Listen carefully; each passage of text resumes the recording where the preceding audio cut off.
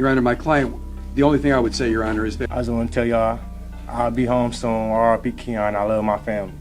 That's all you got to say? Yes.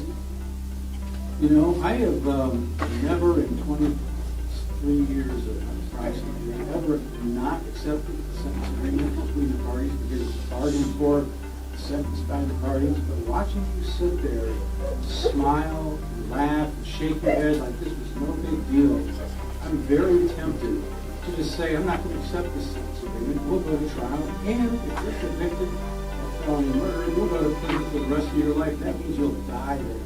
That's what I'm tempted to do. アメリカの法廷で判決直前に異例の事態が起きました。本来なら司法取引で短い刑が決まっていた被告が遺族の前で笑い、すぐ帰るからなと軽く言い放ったのです。その瞬間裁判官は激怒し、終身刑もあり得ると口にします。そして法廷では18歳の息子を奪われた母親の手紙が読み上げられ、空気が一変しました。犯人の少年に下された判断と Furthermore, we have discussed the resolution that we will not be, as part of this plea agreement, the people will not be charging this defendant for his involvement in the Keandre Duff homicide.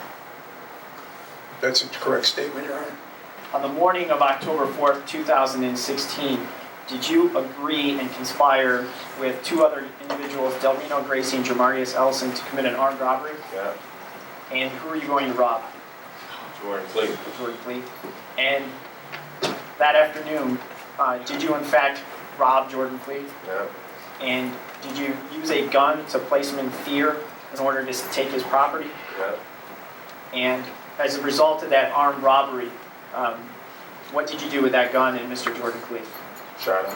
And where did you shoot him? On the top. By his head. And did you kill him with that shot? Yes. Jordan Michael Clee, born July 26, 1998. Murdered October 4th, 2016, at 18 years old. Jordan has no future. Jordan can no longer choose to go to college. Jordan can no longer choose to change.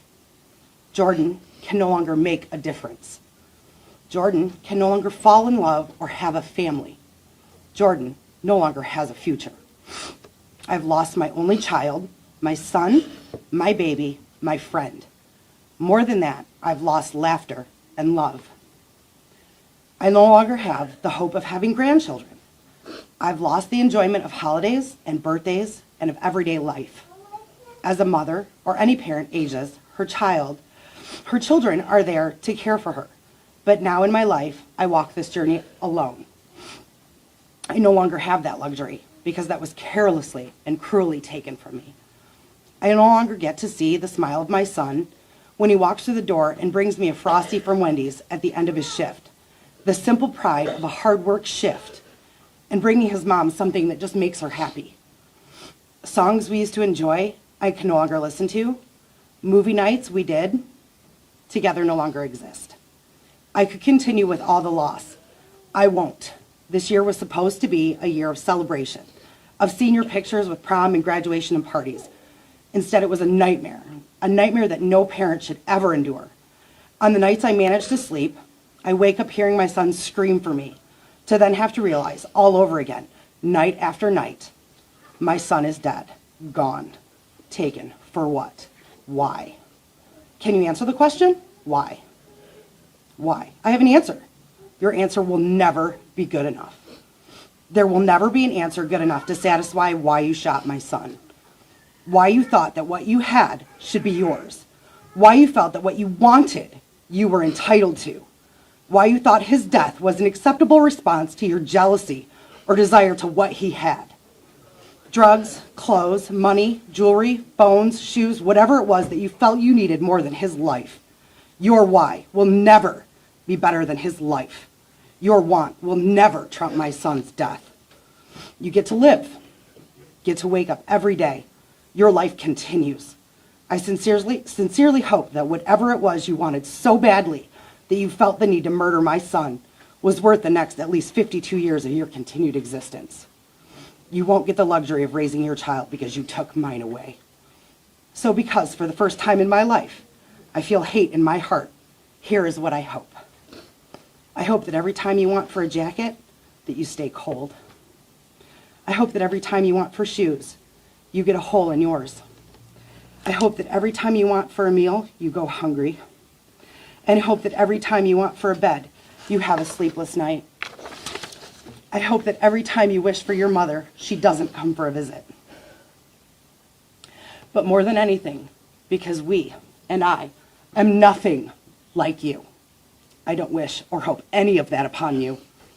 I simply wish that you go to prison for the maximum time your plea agreement allows, that you become something more than what you were taught to be in your miserable life, and that your child gets brought up far away from the life you led, because it's obvious to me and everyone here that you need help. Your actions have led you to a prison cell, but have also created an empty cell that I live in every day. While you can still hope to be released one day, I'll never escape my hell. You are still alive, but Jordan has no future. Thank you, Your Honor. We're done. Are you all right? All right. Your Honor, my client, the only thing I would say, Your Honor, is that if the court is intending to follow the plea agreement, then I don't really have anything for it. My client wants to address the court, but I don't have anything for it. Yeah. Go ahead. Sir, Mr. Wright, what would you like to say? I just want to tell y'all, I'll be home soon. R.I.P. Keon. I love my family. That's all you got to say. Yes. You know, I have never in 23 years of prosecuting ever not accepted the sentence agreement between the parties because it's bargained for, sentenced by the parties. But watching you sit there, smile and laugh and shake your head like this was no big deal, I'm very tempted to just say, I'm not going to accept this sentence agreement. We'll go to trial, and if you're convicted of felony murder, you'll go to prison for the rest of your life. That means you'll die there. That's what I'm tempted to do. Mr. Ballard, do you want me to accept this sentence agreement? Your Honor, may we approach briefly? Yes. この事件で被告に課された刑は最高で52年の懲役。司法取引によって比較的軽めに終わる可能性があったにもかかわらず、法廷で見せた軽率な態度と被害者家族の深い悲しみが裁判官の決断を揺るがしました。この瞬間、司法制度が言葉を超えた重みを問う場になったのです。息子の未来を奪ったその行為に、法の裁きは多くを語らずとも明確な答えを示しました。あなたには52年という刑期が待っている。